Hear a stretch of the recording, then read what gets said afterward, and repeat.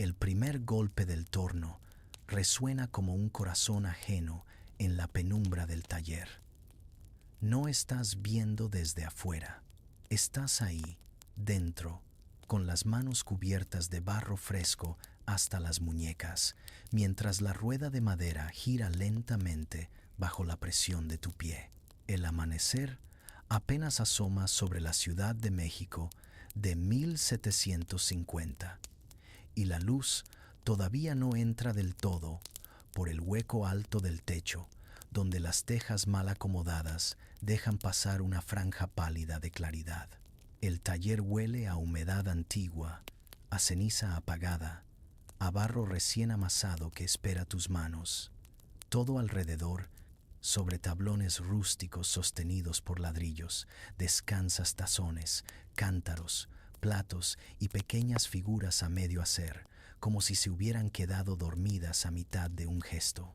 Escuchas, además del torno, los pasos torpes de alguien en el patio, al otro lado del muro, y el murmullo remoto de un mercader que ya empieza a gritar sus productos en la calle. Hoy no es tu primer día. No eres un visitante curioso. Llevas semanas aquí, tal vez meses, pero hoy sientes algo extraño, una ligereza nerviosa en el pecho, como si supieras, sin entender por qué, que este día no se parecerá a los otros. No se trata de nada grande. No habrá guerra, ni incendio, ni milagro espectacular. Es otra clase de diferencia, pequeña y casi invisible, pero que se cuela en la forma en que presionas el barro, en el modo en que escuchas cada crujido de la madera. El maestro Ignacio todavía no entra al taller. Sabes que llegarás a escucharlo antes de verlo. El arrastre de su sandalia, el carraspeo breve, el portón que se queja. Mientras tanto, tú mueves el pedal del torno, sintiendo la resistencia del eje, y el barro se alza entre tus dedos como un cilindro tembloroso, dispuesto a tomar la forma que consigas arrancarle. Vas dando forma a una jarra alta, de panza ancha y cuello estrecho, la clase de pieza que los tenderos del mercado del Parián piden una y otra vez. No hay nada especial en esa jarra, y aún así, mientras la modelas, sientes una punzada leve de pregunta. ¿Cuántas de estas jarras, cuántos platos y cántaros tendrás que hacer antes de que tus manos aprendan por completo, antes de que dejaras de equivocarte, si es que alguna vez llegaras a ese punto? Porque, aunque has aguantado hasta hoy, sospechas algo de ti, algo que tal vez el maestro también ve, pero aún no nombra. Una parte de ti se pregunta si, en realidad, podrías durar de verdad un mes entero sometido a este ritmo, a este peso invisible que el oficio descarga sobre tu espalda. El torno se detiene cuando aflojas el pie. Respiras hondo. El silencio es denso, interrumpido solo por el chisporroteo lejano del fuego que quedó casi dormido en el horno después de la quema nocturna. No te atreves a mirar todavía las piezas que se cosieron durante la madrugada. Sabes que algunas saldrán agrietadas. Otras, si tienes suerte, lucirán firmes y sonoras al ser golpeadas con un nudillo. Te inclinas un poco hacia la jarra y con el pulgar suavizas un borde que ha quedado torcido. No está perfecta, nunca lo está. Y justo cuando decides que es suficiente por ahora, escuchas el ruido que conoces. El portón pesado del taller se abre con el rechinar de siempre. Antes de continuar, quiero agradecerte por estar aquí, escuchando esta historia y regalándote este tiempo para descansar. Si estas narraciones te ayudan a relajarte y a dormir mejor, te invito a dejar un me gusta y a suscribirte para acompañarte en muchas noches más. También me encantaría saber desde dónde me estás escuchando, desde qué ciudad o país te llega esta historia. Cuéntamelo en los comentarios. Así esta pequeña comunidad de amantes de las noches tranquilas sigue creciendo. Ahora sí, volvamos al taller, al barro y a ese México de 1750 que te espera. Ignacio entra encorvado, con la camisa abierta en el pecho y las manos ya manchadas de algo que no alcanzas a distinguir bien en la penumbra.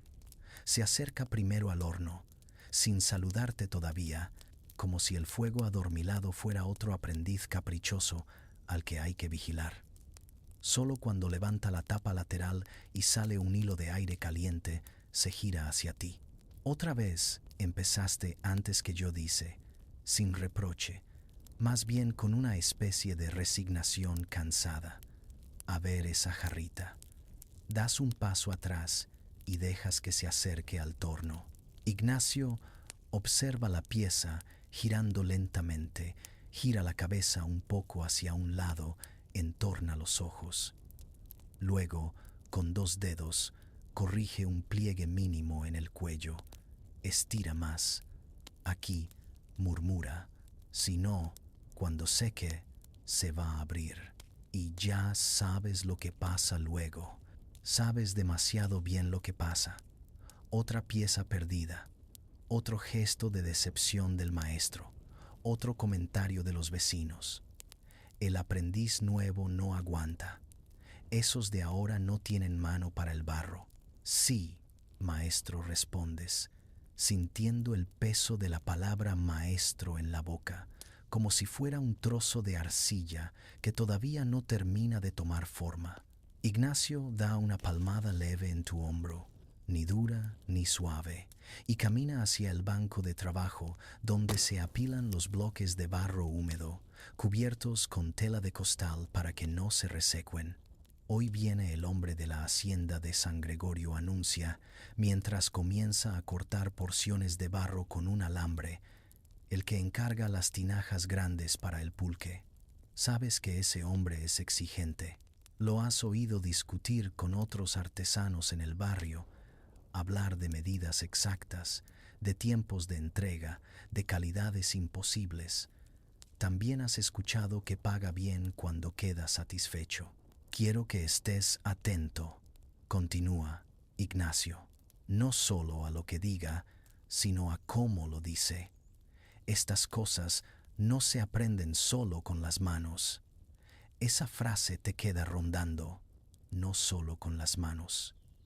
Mientras le ayudas a trasladar los trozos de barro a la mesa, sientes cómo el peso frío se pega a tus palmas.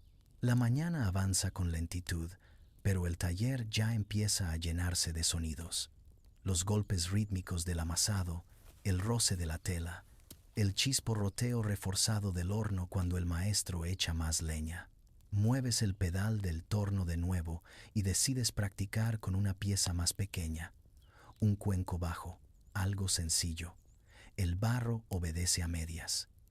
A ratos sientes que se resiste, como si tuviera voluntad propia. Mientras giras, escuchas afuera el paso de una carreta, los cascos de los caballos sobre el empedrado irregular y una voz joven que canta una copla que ya has oído otras veces en la plaza. La ciudad entera parece despertar a la vez, pero tú estás confinado a este espacio rectangular de paredes gruesas en las que se adhieren manchas antiguas de barro y humo. La pregunta vuelve más clara. ¿Podrías de verdad vivir dentro de estas 4 paredes un mes entero, otro y otro más, hasta que todo tu mundo se reduzca a barro, fuego y clientes exigentes? Terminas el cuenco, lo desprendes del torno con un hilo tenso y lo dejas sobre una tabla. Levantas la mirada hacia el rincón donde se apilan las piezas secas, listas para ser cocidas. Reconoces algunas sobre las que trabajaste días atrás, ahora más rígidas, menos vulnerables. Entre ellas hay un pequeño incensario con forma de pájaro que hiciste casi a escondidas, en un rato libre. No era un encargo, fue solo un capricho. Ignacio lo vio. No dijo nada, pero lo movió a la orilla, como si se resistiera a decidir su destino. El portón vuelve a crujir. Esta vez entra una ráfaga de luz más clara y una voz que no conoces. «Don Ignacio», pregunta alguien con acento arrastrado. «¿Está el maestro?» Te giras. En la entrada, recortado contra el resplandor, ves la silueta de un hombre alto, con sombrero de ala ancha y botas polvorientas. No lleva aún la autoridad de un gran hacendado, pero sí la seguridad acostumbrada de quien da órdenes y no suele recibirlas. Ignacio se limpia las manos en el mandil y avanza hacia la puerta. «Pase», don Esteban dice. «Lo estábamos esperando. Así que ese es el hombre de la hacienda de San Gregorio». Lo observas mientras entra. Sus ojos claros recorren el taller con rapidez, como si ya supiera qué buscar. Se detiene un momento en el horno, en las tablas llenas de piezas a medio secar, en ti de pie junto al torno. «Este es el aprendiz nuevo», explica Ignacio, señalándote. «Está aprendiendo rápido. Sientes el peso de la mirada de Esteban sobre ti. No es hostil, solo evaluadora». «¿Cuánto tiempo llevas aquí?», pregunta. No estás seguro de qué responder. 4 semanas, tal vez 5. No parecen muchas, pero a ti te pesan como si fueran más. «Poco, señor», dices, «pero trabajo todos los días». Esteban ladea la cabeza. Parece a punto de hacer un comentario, pero se contiene. Vuelve su atención al maestro. «He venido por las tinajas que encargué el mes pasado», dice, «y quizá por unas cuantas más, si el barro de este año se porta bien». Ignacio asiente. Te hace una seña con la cabeza para que te acerques. Caminas hasta ellos, secándote las manos en el mandil con torpeza. «Acompaña a don Esteban al patio», te indica el maestro. «Enséñale las tinajas que salieron de la quema de anoche. Ten cuidado al moverlas. La responsabilidad te toma por sorpresa». Normalmente, Ignacio se encarga de mostrar las piezas. Esta vez te toca a ti. Abres la pequeña puerta trasera que da al patio, donde el horno grande se yergue como un animal de barro ennegrecido. El aire aquí es más cálido. Sobre el suelo de tierra reposan varias tinajas enormes, de cuello ancho y vientre profundo, alineadas como soldados cansados.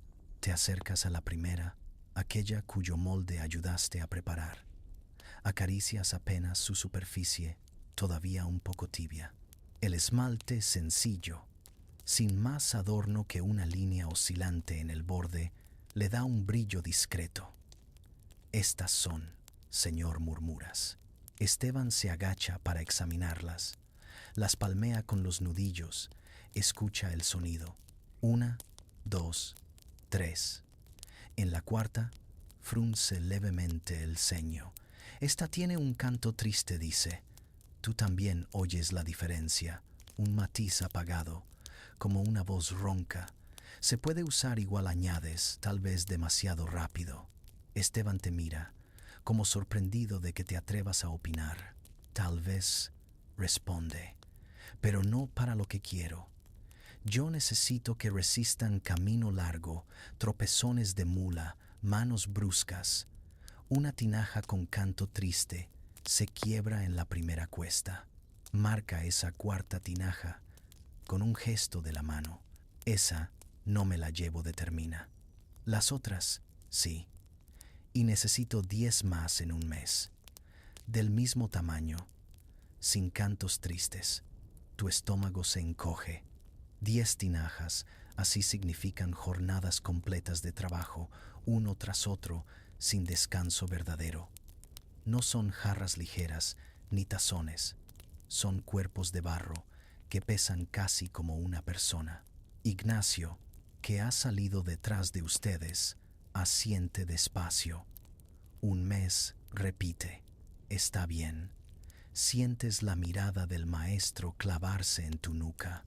Sabes lo que esa mirada dice sin palabras. Podrás con esto. Esteban se levanta, se sacude el polvo de las manos. Si salen bien, agrega, dirigiéndose ahora directamente a ti. Le diré a otros hacendados que aquí se trabaja con seriedad. Si no, buscarán otro taller. Lo dice sin amenaza abierta, pero entiendes el peso de esas palabras. No se trata solo de ti, se trata del sustento del taller, de la reputación del maestro, de la comida que se pone sobre la mesa. Mientras Esteban organiza con Ignacio los detalles del pago y del transporte, tú vuelves a mirar las tinajas. Te detienes en la que rechazó. Hay una grieta finísima, casi invisible, que serpentea desde el borde hacia el ombligo de barro. Algo que no habías visto al sacarla del horno. Algo que, de algún modo, tú permitiste. Cuando el hacendado se marcha finalmente, con paso decidido, el silencio del patio se hace más pesado que antes. Ignacio se queda mirando el portón un par de latidos más y luego se gira hacia ti. Ya lo oíste, dice. 10 tinajas en un mes, y no cualquier tinaja. Asientes, notando que tus manos están tensas, como si aún sostuvieran un peso. Maestro, ¿te atreves? Cree que... No terminas la pregunta. Ignacio pasa la mano por su barba escasa. No es cuestión de creer o no responde. Es cuestión de que lo intentes. Pero escucha bien. Para esto no basta con que te esfuerces. Tienes que aprender a escuchar al barro. La frase suena extraña. Escuchar al barro. ¿Cómo se hace eso?, preguntas. Ignacio no responde de inmediato. Se agacha y levanta un pequeño terrón reseco del suelo. Lo rompe en dos con los dedos, como si estuviera partiendo pan. Mira, dice, este barro de aquí no sirve para nada. Está muerto. Se rajó con el sol, se endureció más de la cuenta. Por más agua que le pongas, no va a volver a ser el mismo. Hay barro que se cansa, como la gente. Deja caer los pedazos al suelo. El que usamos para las tinajas viene de un banco cerca de Xochimilco. Es barro terco, pero noble. Si lo presionas donde no debes, se venga y se raja en el horno. Si lo tratas con calma, aguanta todo. Escúchalo. Cuando lo amases, cuando lo pongas en el torno, cuando lo levantes en las paredes de la tinaja. Si cruje, te está hablando. Si se calienta de más, también. Sus palabras se te quedan clavadas, como si abrieran una puerta que no sabías que existía. No se trata solo de memorizar movimientos. Hay algo más delicado, más esquivo. Regresan al interior del taller. La luz es ya más clara. Afuera, la ciudad está plenamente despierta. Vendedores callejeros, campanas lejanas, perros ladrando.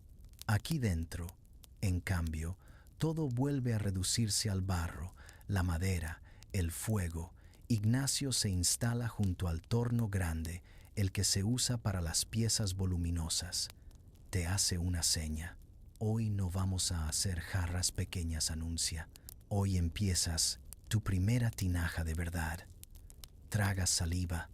Sabes que no terminarás una sola tinaja en un día, que el proceso toma varios, entre amasado, formado, secado, retoques, pero el solo hecho de iniciar una te hace sentir como si estuvieras al borde de un precipicio de barro. Ayudas al maestro a colocar un gran bloque húmedo sobre el plato del torno. Pesa lo suficiente para hacer temblar tus brazos. Ignacio lo acomoda con experiencia, dándole ligeros golpes para que se adhiera bien. Si no queda bien sujeto, explica, en cuanto empieces a levantar la pared, se te va de lado, y ahí sí, adiós trabajo. Te invita con un gesto a sentarte frente al torno. Tú te acomodas, Apoyas el pie en el pedal. Sientes el frío del barro casi a la altura del pecho. Primero, céntralo, dice el maestro. No intentes darle forma todavía. Hazlo obedecer al giro. Mueves el pedal con cuidado. El torno comienza a girar, lento al principio. Pones las manos a los lados del bloque. Sientes la resistencia, el leve desequilibrio inicial. El barro parece querer zarandearse. Aumentas un poco la presión, igual por ambos lados. El giro se vuelve más uniforme. Eso es, murmura Ignacio. No lo apresures. Escucha, te concentras. El sonido es un roce húmedo, acompasado con el giro, un susurro grave. A ratos notas un ligero chasquido, casi como si se formaran burbujas diminutas. Ahí hay aire encerrado, indica el maestro, adivinando tu gesto. Si no lo sacas ahora, el horno lo reventará de adentro. Te enseña cómo hundir ligeramente los dedos para expulsar esas pequeñas trampas de aire. Lo haces con cuidado. El barro responde con un cambio casi imperceptible en el sonido, como un leve suspiro. Pasa el tiempo, y tu mundo se reduce al giro, al peso bajo tus manos, a la voz del maestro guiando sin invadir. Mientras tus dedos van acostumbrándose a esa masa terca, una parte de ti permanece aferrada a otra idea. Un mes, 10 tinajas. Te cuesta imaginarte aguantando el ritmo. Ya sientes un leve ardor en las muñecas, tus hombros tensos. Y, sin embargo, hay algo hipnótico en este trabajo, algo que no encaja del todo con la idea sencilla de no durarías un mes. A la vez que te cansa, te atrapa. Ignacio te deja solo un buen rato. Va y viene por el taller. Revisa otras piezas. Acomoda tablas. De vez en cuando se acerca. Corrige la posición de tus dedos. Demuestra un gesto una sola vez y luego te suelta. No te ahoga, pero tampoco te permite distraerte. En uno de esos intervalos, oyes pasos ligeros en la entrada. Levantas la vista. Una muchacha de quizá tu misma edad se asoma tímidamente. Lleva un canasto en las manos y el rebozo sobre el cabello recogido. ¿Se puede?, pregunta, sin entrar del todo. Ignacio, desde el banco donde clasifica piezas crudas, alza la cabeza. Pasa, Rosa dice. ¿Traes el encargo de tu madre? La muchacha asiente y entra. Deja el canasto sobre una mesa. Dentro hay tortillas envueltas en tela y un pequeño jarro con algo de guiso. Sabes que es el almuerzo que doña Teresa, vecina del taller, envía algunos días a Ignacio a cambio de que él le haga platos y ollas a un precio menos duro. Rosa te mira de reojo. Sus ojos se detienen un instante en la gran masa de barro frente a ti. ¿Esa va a ser una tinaja?, pregunta, con curiosidad genuina. Si no se nos muere en el camino, responde Ignacio, medio en broma, medio en serio. Sientes una punzada de orgullo y de inseguridad mezclados. Rosa se acerca un poco más al torno, aunque guarda distancia prudente, como si temiera manchar su falda. Mi abuelo hacía barro en Puebla, comenta. Decía que el barro tiene memoria. La frase te sorprende. ¿Memoria de qué?, preguntas, sin dejar de mover el pedal. Rosa se encoge de hombros. ¿De quién lo toca? ¿De quién lo aprieta con enojo? ¿De quién lo alisa con cariño? De los golpes, de los descuidos. Decía que por eso algunas ollas duran años y otras se rompen a la primera. Ignacio sonríe apenas, desde el fondo. Tu abuelo sabía cosas, murmura. Mejor que muchos por aquí. La idea del barro con memoria te inquieta y te atrae a la vez. Si fuera cierto, ¿qué recordaría este bloque que giras ahora entre tus manos? tu cansancio, tu miedo a fallar, tu tenacidad silenciosa, Rosa se despide al poco rato, prometiendo volver por los platos que su madre encargó. Cuando se va, te queda el eco de sus palabras. El barro tiene memoria. Piensas en el título que, si alguien observara tu vida desde fuera, tal vez le pondría a estos días: ¿por qué no durarías un mes en un taller de alfarería? Suena casi como una advertencia, una burla suave, y sin embargo, con cada giro del torno, te preguntas si realmente es verdad. La mañana avanza, terminas el primer levantamiento de la tinaja. Has logrado una base sólida y parte de la pared, no muy alta todavía, pero pareja. Ignacio te hace detener el torno. Basta por ahora, ordena. Si la fuerzas más hoy, se te cae. Hay que dejar que el barro descanse. Cubre la pieza con un paño húmedo. Luego te lanza una tabla con varios cuencos, aún sin alisar. Llévalos al patio. Quiero que veas algo. Obedeces. Sales al patio nuevamente, con la tabla entre las manos. El sol ya cae casi a plomo, aunque una ligera bruma lo suaviza. El horno mayor descansa, pero en el rincón opuesto hay un montón de piezas quebradas, bordes rotos, fondos estallados, platos partidos en dos. Ignacio llega detrás de ti, cargando otra tabla. Este es el cementerio, dice, con ironía. Aquí vienen a parar las que no escuchamos a tiempo. Deja la tabla junto a las otras piezas rotas. Tú haces lo mismo. Observas ese montón. Algunas piezas parecen haberse quebrado hace años. Otras tienen bordes aún nítidos. Cada una es un intento fallido, un gesto interrumpido. ¿Te da miedo?, pregunta el maestro. Te toma un segundo entender a qué se refiere. Un poco, admites. Ignacio se agacha y toma un fragmento de plato. Lo golpea suavemente contra otra pieza rota. El sonido es opaco. No debería, comenta. Esto es parte del oficio. Lo que debe darte miedo no es romper barro, es romper tu palabra. Yo le dije a ese hacendado que en un mes tendrá sus tinajas. Si no cumplimos, no es solo que haya más barro en este rincón, es que se rompe la confianza, y esa cuesta más trabajo repararla. Mira alrededor, como buscando algo. Finalmente, le da una patada leve a un pedazo de tinaja vieja, que rueda un poco y se detiene. Mira bien este montón, te pide. Si te quedas, lo verás crecer, pero también verás crecer las estanterías de allá, las que sí salen bien.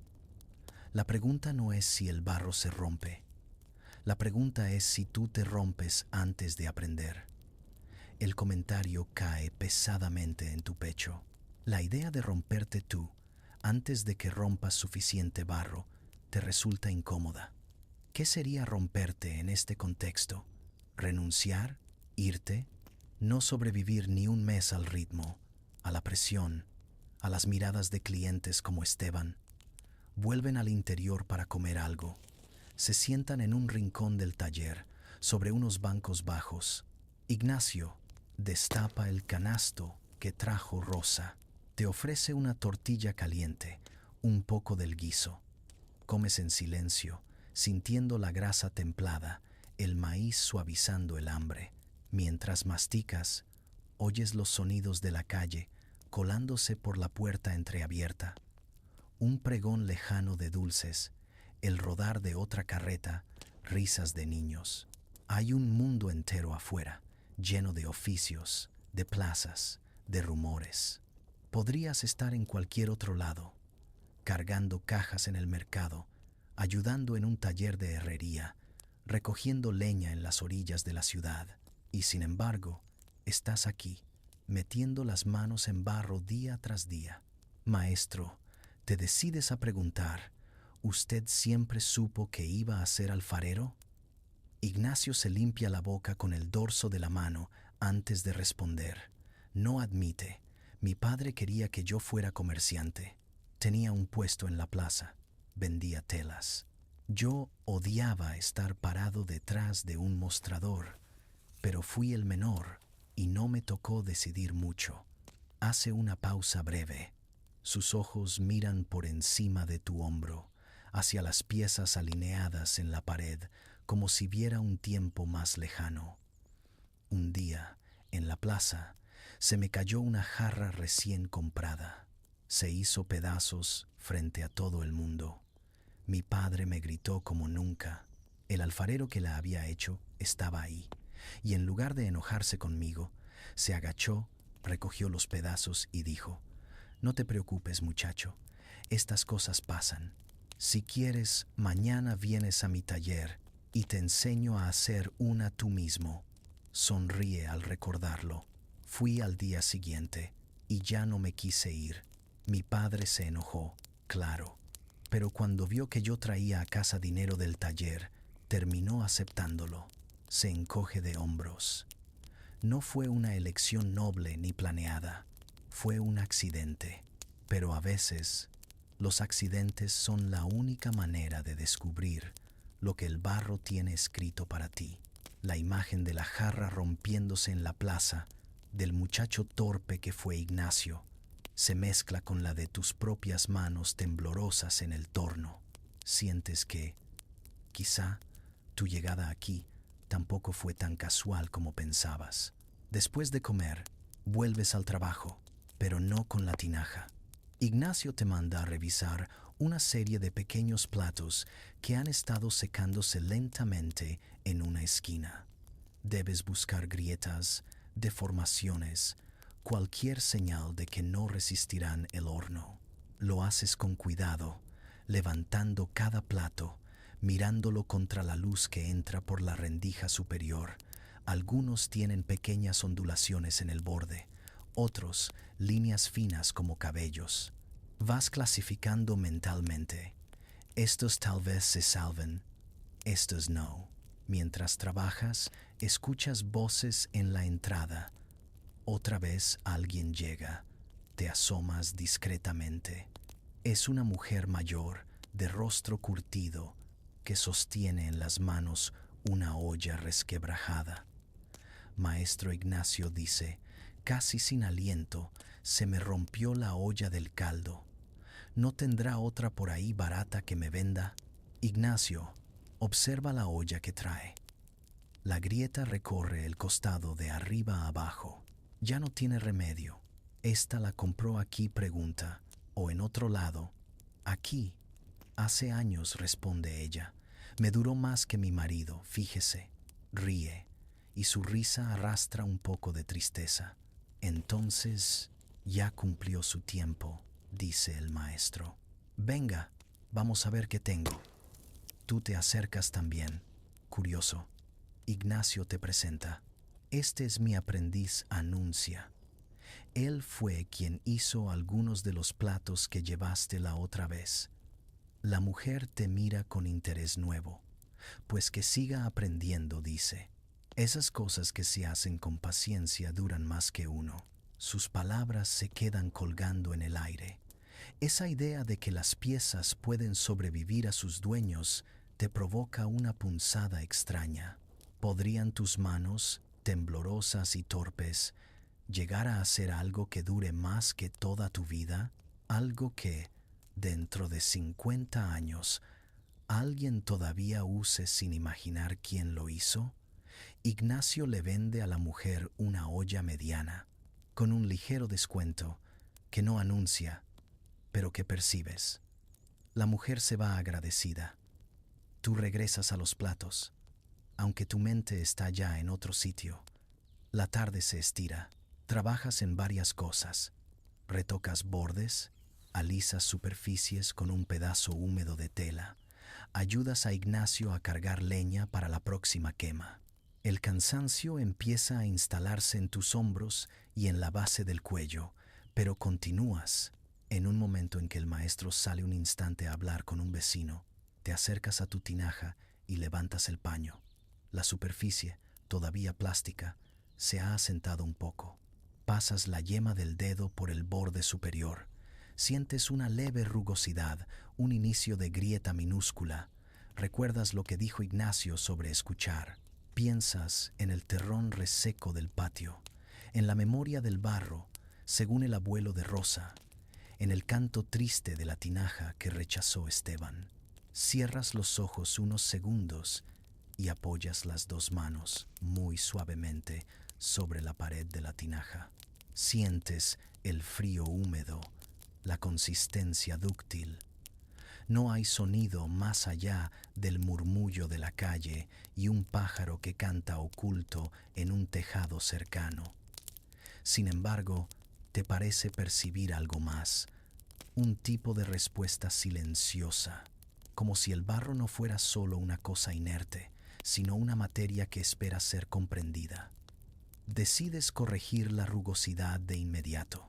Tomas una esponja húmeda, apenas escurrida, y la pasas con movimientos circulares, sin apretar demasiado. La línea diminuta se disuelve en la superficie. Te apartas un poco, respiras. Ignacio entra justo entonces. Te encuentra junto a la tinaja. ¿Qué haces?, pregunta.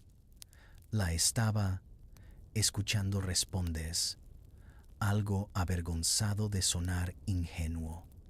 El maestro te mira en silencio durante un par de latidos. Luego, para tu sorpresa, asiente. Bien, dice. A ver si ella también te escucha a ti. Vuelve a cubrir la pieza. La luz del día ya empieza a declinar. El taller se tiñe de tonos más suaves. Aunque aún queda trabajo, una calma más densa se instala sobre todo. Rosa regresa al rato, como prometió, a recoger los platos para su madre. Los revisa uno por uno. Algunos llevan tu marca torpe, apenas una pequeña línea en la base, una señal que Ignacio te permitió empezar a usar. ¿Estos son tuyos?, pregunta. Asientes, un poco apenado. Pues que no se te olvide ponerles esa marquita, dice. Así, cuando se nos rompa alguno, sabré si maltratamos el barro o si fuiste tú el que no lo escuchó. Lo dice sonriendo, sin mala intención, pero sus palabras te plantean, de golpe, una especie de futuro posible. Platos, ollas, tinajas marcadas con tu señal, repartidas por casas que no conoces, por cocinas que quizá nunca verás. Algunas se romperán pronto, otras no. Y de algún modo, eso hablará de ti, aunque nadie sepa tu nombre. Mientras Rosa se despide, Ignacio se te acerca. Mañana seguiremos con la tinaja, dice, con voz más baja. Y pasado mañana, con la siguiente. Tal vez en una semana ya sabrás si esto es para ti o no. Sus palabras retumban dentro de ti. No un mes, una semana. Como si para entonces ya estuviera escrito si vas a durar el mes entero o si te irás antes, harto del barro, del cansancio, de la presión. La noche cae lentamente sobre la ciudad. No hay lámparas de gas todavía, solo velas y algunos faroles de aceite esparcidos por las calles. En el taller, Ignacio enciende un candil colgado de una viga. La llama tiembla, proyectando sombras alargadas sobre las paredes manchadas. Aún realizan algunas tareas más, pequeñas, casi automáticas. Cubrir piezas, acomodar tablas lejos de corrientes de aire frío, cerrar sacos de barro. Tus brazos protestan con cada movimiento. El cansancio ya no es solo físico, es una fatiga fina en la mente, como si cada ruido se volviera más agudo, cada tarea más lenta. Al final, el maestro se enjuga las manos, se quita el mandil y cuelga el candil un poco más cerca de la puerta. Vete, te indica. Mañana antes del alba te quiero aquí. Sales al empedrado de la calle. El aire nocturno es más fresco, con ese olor impreciso de humo lejano y humedad. Caminas unos pasos y te detienes, mirando el taller desde fuera. La fachada es simple, de adobe encalado, apenas con una pequeña cruz de barro sobre la puerta, colocada por algún antepasado del maestro, más por costumbre que por fervor. Piensas en lo que te espera mañana. Volver a ese interior limitado, a ese universo de barro y fuego.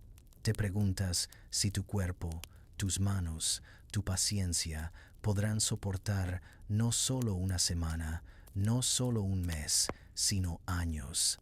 Pero al mismo tiempo, mientras te alejas, algo en tu pecho se siente extrañamente hinchado, no de orgullo, pero sí de una especie de anticipación. Has tocado hoy, por primera vez, el borde de una tinaja que quizá llegue a manos del hacendado, que tal vez recorra caminos y sobreviva a cuantos la toquen. Has hecho algo más que observar. Has intervenido en una materia que, según dicen, tiene memoria. Llegas a tu cuarto sencillo, no lejos del taller. Un catre, una manta, una jarra pequeña de agua, una vela corta. Te sientas un momento antes de recostarte. Tus dedos aún sienten el fantasma del barro. Cierras los ojos y oyes, en tu mente, el giro lento del torno, como una rueda que sigue moviéndose incluso en la oscuridad. Te duermes pensando en el canto triste de la tinaja rechazada, en la pregunta que aún no tiene respuesta. ¿Durarías, de verdad, un mes entero en ese taller? La mañana siguiente llega más rápido de lo que quisieras. Te despierta el sonido de un gallo en algún patio cercano y el rumor distante de carretas tempraneras. Te incorporas con cierta pesadez, pero la costumbre te hace moverte casi sin pensar. Te vistes, te echas un poco de agua en la cara y sales, aún con el cielo difuso entre el azul y el gris. A medida que te acercas al taller, notas algo inusual. La puerta está entornada y se filtra un resplandor tenue, como de candil. Es más temprano de lo que sueles encontrar al maestro allí dentro. Empujas la puerta. Ignacio ya está despierto, de pie junto al horno, calentando las manos encima de un pequeño brasero.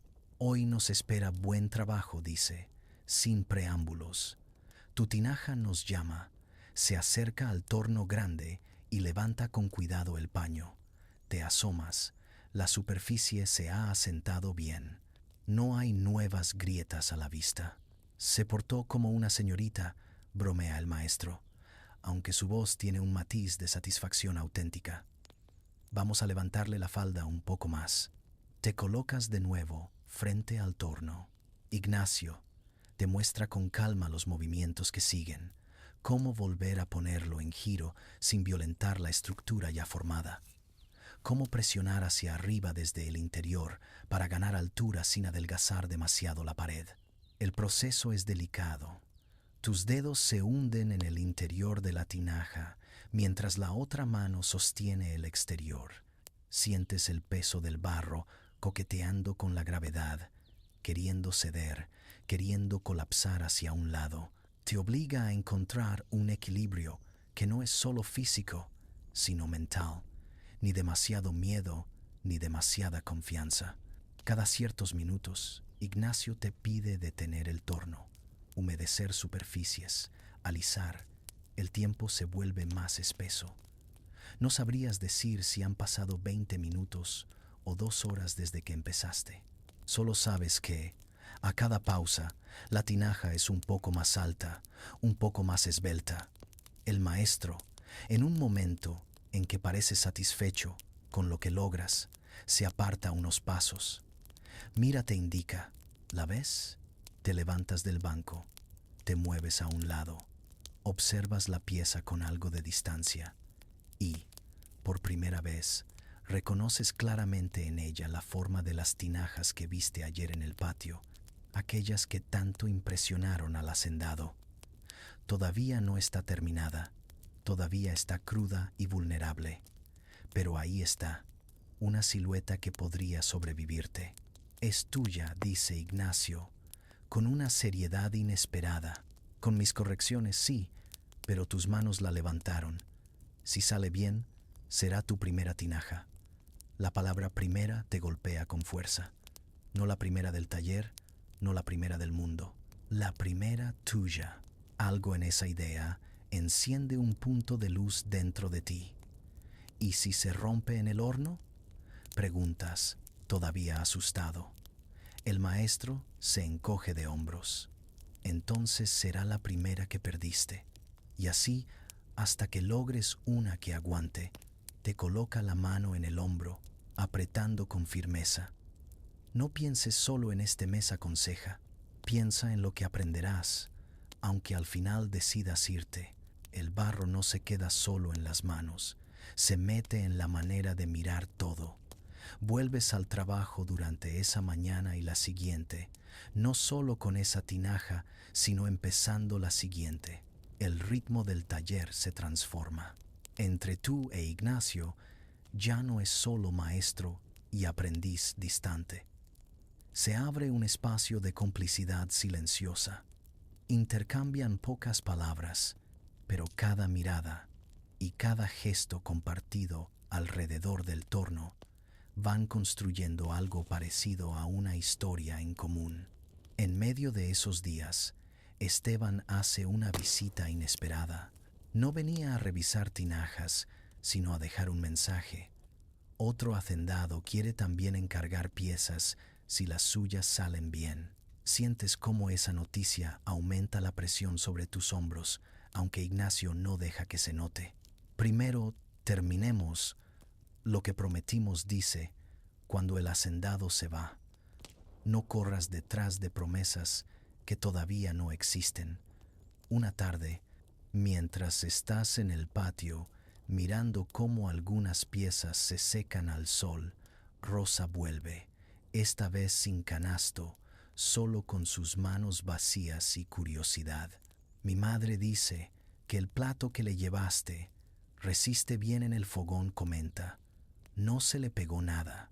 Su comentario te alegra más de lo que deberías admitir. Le cuentas, casi sin darte cuenta de que estás hablando más de lo habitual, sobre tu primera tinaja, sobre el miedo a que se rompa en el horno. Rosa escucha atenta. Mi abuelo decía otra cosa del barro, añade, que también guarda los secretos de quien lo amasa. La miras, intrigado. ¿Qué clase de secretos? Ella se encoge de hombros, pero sus ojos brillan con un matiz de travesura. Los miedos, por ejemplo, los deseos que no se dicen, lo que uno piensa mientras trabaja. Su frase despierta en ti un ligero escalofrío. Piensas en las veces que, con las manos hundidas en barro, has pensado en abandonar, en irte. Has maldecido en silencio cuando algo sale mal. Has dudado. Entonces, mis piezas sabrán demasiado de mí, respondes. Medio en serio, medio en broma. Tal vez, dice ella. Pero también sabrán cuánto te esforzaste por no rendirte. Eso también se nota. Con cada día que pasa, la pregunta inicial, si durarías un mes en el taller, no desaparece, pero deja de ser una especie de sentencia externa y se convierte en algo más íntimo. La reformulas en tu mente. ¿Quieres, en realidad, durar un mes? ¿Quieres seguir aquí, bajo este ritmo, esta vigilancia, este intercambio silencioso con el barro? Las respuestas cambian según la hora. En las mañanas frías, con las manos agarrotadas, piensas que no. En los momentos en que una pieza sale perfecta, en que el borde queda justo como querías, en que Ignacio te mira con una aprobación que no necesita palabras, sientes que podrías quedarte años. Llega, por fin, el día de la primera quema importante desde que iniciaste tus tinajas. El horno se llena con cuidado. Ignacio te deja participar en el proceso de acomodar las piezas, un privilegio que no da a cualquiera. Cada tinaja debe encontrar su lugar en esa cueva de calor, sin tocar a las demás, de manera peligrosa, sin quedar demasiado cerca de las paredes ardientes. Mientras colocas la tuya, sientes el peso concreto de tu trabajo en tus manos y en tus brazos. Es más pesada de lo que imaginabas. Con esfuerzo, la deslizas hasta la posición que te indica el maestro. Cuando la sueltas, un leve temblor recorre tus dedos. Ignacio te observa. Ahora ya no está en nuestras manos, dice, señalando el horno. Está en las del fuego. El encendido del horno es todo un ritual. Amontonan leña seca, se cercioran de que no haya corrientes de aire traicioneras. El maestro enciende la primera llama con la calma de quien ha hecho eso decenas de veces. El fuego tarda un momento en prender, pero cuando lo hace, se extiende con avidez por las entrañas del horno. Te quedas mirando el resplandor. El calor empieza a llegar a tu rostro a una cierta distancia. Sabes que pasarán horas antes de que puedan abrirlo de nuevo. Horas de espera en las que el barro y el fuego conversarán en un lenguaje que tú apenas empiezas a intuir. Ignacio no te deja quedarte ahí plantado, pendiente del horno. Ven, ordena. Hay otras cosas que hacer. El que se queda mirando el fuego toda la tarde se quema por dentro. Te lleva a la mesa de trabajo y te muestra una serie de moldes viejos, quebrados en partes. Vamos a arreglar los que se puedan y a sacar nuevos donde ya no haya remedio, explica. Para las próximas tinajas. Trabajan con yeso, con tablas, con clavos. Es otro ritmo, más seco, menos blando que el del barro. Aún así, hay algo en esta tarea que te da cierto alivio. Estás preparando el terreno para piezas que todavía no existen, pero que, de algún modo, ya empiezas a imaginar. A ratos, tu mente vuelve al horno. Te preguntas si dentro de esa oscuridad ardiente tu tinaja está aguantando, si su memoria de tus manos será suficiente para no rajarse. El día se alarga. Rosa pasa un momento a dejar pan y se va pronto. La mujer de la olla rota no aparece hoy. Un par de vecinos se acercan a encargar platos, pero Ignacio los atiende rápido. El centro de todo, hoy, es el horno. Cuando por fin llega la hora de dejar que el fuego se consuma y la temperatura baje muy lentamente, ya estás exhausto. Ignacio te manda a casa antes de anochecer. Mañana veremos los resultados, dice. Es mejor que duermas algo. La cara con que miras el horno no ayuda a que las tinajas salgan mejores. Esa noche duermes mal. Te despiertas varias veces, imaginando posibles resultados. Ves, en tu mente, tu tinaja partida en dos. Ves a Ignacio moviendo la cabeza con decepción. Ves al hacendado Esteban mirándote con burla. En otros momentos, te atreves a imaginar lo contrario. La tinaja intacta, sólida, con un sonido limpio al ser golpeada. Aún con ese sueño interrumpido, te levantas antes de que el cielo se claree. Llegas al taller con los ojos pesados, pero el cuerpo inquieto. Ignacio ya está ahí, como si nunca se hubiera ido. Hoy sabremos qué tanto escuchaste al barro, dice, lacónico. El momento de abrir el horno es más solemne de lo que esperabas. Primero, Ignacio revisa unas pequeñas piezas situadas cerca de la boca que sirven de indicio. Las golpea suave. El sonido que emiten le arranca un gesto críptico. Vamos, ordena, sin mostrar ni alegría ni preocupación. Entre los dos, retiran poco a poco parte del sellado de barro y ladrillo en la boca del horno. Un vapor caliente se escapa, pero ya no quema como ayer. Dentro, ves las siluetas inmóviles de las tinajas y otras piezas, todavía envueltas en una penumbra rojiza. Sacarlas es un proceso lento y cuidadoso. Una a una, las acercan a la luz del patio. Cada vez que depositas una sobre el suelo, sientes un golpe seco en tus brazos. Ignacio las revisa con rapidez, palmeando, observando, hasta que llega el turno de la tuya. Tus manos tiemblan un poco al rodear su vientre de barro ya endurecido. Está más fría de lo que pensabas, pero aún guarda un ligero calor en su núcleo. La llevas al patio. El maestro la observa en silencio unos segundos. Te parece ver en su rostro un matiz de algo, pero no logras descifrar si es aprobación o análisis severo. Luego, extiende un dedo y golpea suavemente la pared. El sonido que emite es un tono claro, casi musical, nada de canto triste, una resonancia firme, segura. Tú contienes el aliento. Ignacio golpea otra vez en un punto diferente, el mismo sonido. Luego la gira, busca posibles grietas, no encuentra ninguna. Al final te mira a los ojos. Está viva, dice, y sana. Sientes que algo en tu pecho, que llevabas días apretando sin saberlo, se afloja por fin. Una mezcla de alivio, orgullo, incredulidad. No puedes evitar apoyar la palma de la mano una vez más sobre la superficie de la tinaja. Es dura, sólida, ha pasado por el fuego y ha salido entera. Tu primera tinaja, añade Ignacio, no es perfecta, pero podría recorrer caminos sin quebrarse.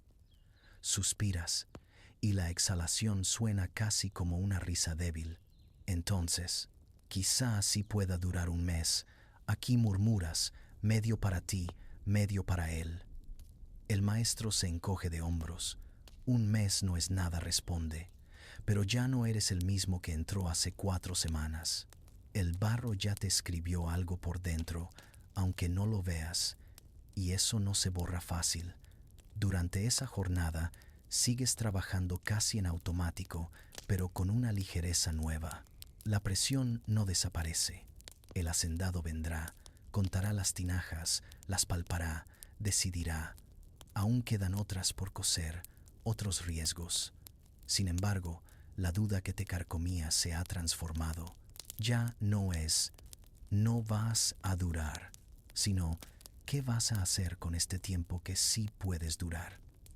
Al caer la tarde, Esteban aparece, puntual como el sol. Recorre con los ojos las tinajas alineadas en el patio. Se detiene junto a la tuya, aunque para él no es diferente de las otras. La palmea. Escucha el canto limpio. Asiente apenas. Estas sí aguantan camino, dice. Dígale al muchacho que siga así. Ignacio, en lugar de traducirte las palabras, te mira con una chispa de orgullo callado. Cuando el hacendado se va, con las tinajas bien sujetas en la carreta, el patio queda con algunas piezas menos, pero con una sensación extraña de plenitud. Miras el hueco que ha dejado la tuya y sientes, por primera vez, algo cercano a la certeza. Ahí, en algún camino polvoriento hacia San Gregorio, viaja una parte de ti, cocida en barro. Te sientas en el borde de la pila de agua del patio, dejando que tus pies cuelguen. Tus manos, aunque cansadas, juegan con unas gotas que caen de un cántaro cercano. Ignacio se acerca y se sienta junto a ti, algo poco común. ¿Sabes por qué muchos no duran ni un mes en este oficio?, pregunta, rompiendo un silencio largo. Lo miras, esperando, porque creen que el trabajo es solo cansancio. Continúa, solo peso, solo calor, solo exigencias de clientes. Y sí, hay de eso. Pero el que no ve lo otro se ahoga pronto. ¿Lo otro?, repites. Ignacio hunde los dedos en el agua de la pila, como si buscara algo invisible. Lo que no se ve en los mercados, explica. El momento en que una masa informe empieza a parecerse a algo que no existía. El sonido de una pieza bien cosida. la cara de alguien cuando usa por años algo que salió de tus manos, la forma en que el barro te enseña paciencia, aunque tú no quieras, saca la mano del agua. El que solo siente el cansancio se quiebra antes del primer mes. El que, aunque sea de vez en cuando, se detiene a notar esas otras cosas, ese puede aguantar un mes, y otro, y quizá toda la vida. Las palabras se te quedan grabadas con una claridad serena. Piensas en tu propia experiencia hasta ahora, en las madrugadas frías, en los dolores de espalda, en los miedos nocturnos, pero también en la primera vez que un borde quedó como querías, en la sonrisa de la mujer de la olla rota, en la frase de Rosa sobre la memoria del barro, en el sonido claro de tu tinaja al salir del horno. ¿Comprendes, de golpe, que la pregunta inicial, ¿por qué no durarías un mes en un taller de alfarería?, no es una condena, sino una especie de reto silencioso, una invitación a mirar más allá del cansancio? Ese día termina sin sobresaltos. Arreglan el taller, cubren el horno, acomodan las piezas recién cocidas.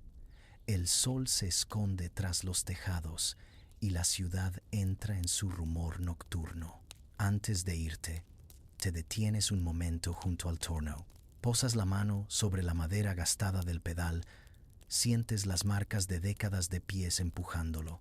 Imaginas todas las manos que, antes que las tuyas, aprendieron aquí a escuchar al barro, a negociar con el fuego, a sobrellevar el peso de los encargos.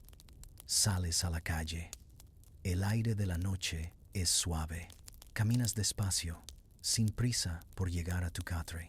Hay un cansancio en tu cuerpo, sí, pero es un cansancio que no duele tanto como antes, porque ahora lo conectas con algo más amplio, con una continuidad que te sobrepasa. Sabes que vendrán días difíciles, piezas que se romperán, clientes impacientes, tal vez momentos en que te preguntarás otra vez si debes irte, pero también sabes que ya no eres el mismo que llegó. Has visto cómo una tinaja puede sobrevivir al fuego, cómo el barro puede guardar y transformar tus vacilaciones en firmeza, y, en esa certeza tranquila, aceptas que quizá el verdadero motivo por el que muchos no duran un mes en un taller de alfarería no es solo el cansancio ni el calor, sino que nunca se detienen a escuchar lo que el barro quiere enseñarles. Tú, en cambio, mientras avanzas por la calle oscura hacia tu pequeño cuarto, sientes que, aunque mañana vuelvas a despertar con el cuerpo adolorido, algo dentro de ti ya ha encontrado un lugar donde quedarse, un ritmo propio, tan constante y suave como el giro del torno que sigue moviéndose en tu memoria incluso cuando cierras los ojos. Llegas a tu catre, te recuestas, y antes de que el sueño te envuelva, imaginas una hilera de tinajas, platos y ollas marcados con tu pequeña señal en la base, regados por casas que aún no conoces, por caminos que todavía no has recorrido. No sabes cuánto tiempo te quedarás en ese taller, si será un mes, un año o más. Pero por primera vez, la pregunta ya no te inquieta, porque entiendes que, pase lo que pase, el barro de este México de 1750 ya te ha dejado su huella por dentro, tan callada y persistente como una vasija silenciosa en la penumbra de una cocina. Y con ese pensamiento sencillo, concreto, de manos trabajando y piezas resistiendo el tiempo, tu respiración se hace más lenta, tu cuerpo se afloja y el mundo del taller se aleja poco a poco, dejándote en una quietud profunda, como una jarra recién cocida que descansa, en calma, sobre un estante de madera.